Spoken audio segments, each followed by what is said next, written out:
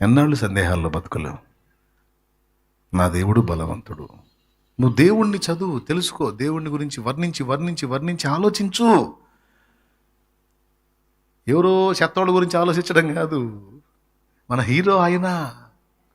మనం వర్ణించుకోవాల్సింది ఆయన బలాన్ని, ఆయన శౌర్యాన్ని, ఆయన కార్యాల్ని, ఆయన ఔన్నత్యాన్ని, ఆయన శక్తిని.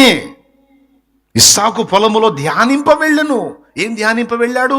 తన దేవుని బలమును ధ్యానింప వెళ్ళాడు, తన దేవుని జ్ఞానమును ధ్యానింప వెళ్ళాడు, తన దేవుని శక్తిని ధ్యానింప వెళ్ళాడు, తన దేవుని ఆలోచన విధానాన్ని, ఔన్నత్యాన్ని, శౌర్యాన్ని, పరాక్రమాన్ని ధ్యానింప వెళ్ళాడు.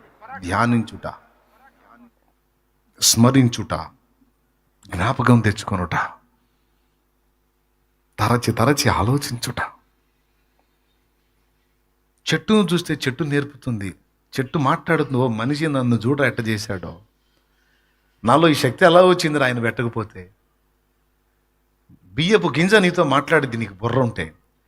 నేను ఒక గింజను రా, కానీ ఇది నీ అన్నంగా మారి నీ కడుపులోకి వెళ్తే నీ ఆకలి తీరుతుందిరా. ఈ శక్తి నాలో ఎలా పెట్టాడో చూడరా, నిన్ను ఎలా చేశాడో చూడు, నీ ఆకారాన్ని ఎలా చేశాడో చూడు. ఏమిటి ఆయన? అది కాదు అసలు మన ఆలోచన. అసలు ఏమిటి ఆయన? యెహోవానగు నన్ను పరిశీలనగా ఒకడో తెలుసుకున్నట్టు ఎందు నేను ఆనందించినట్లు మరి దేన్ని గూర్చైనా నేను ఆనందిస్తానా?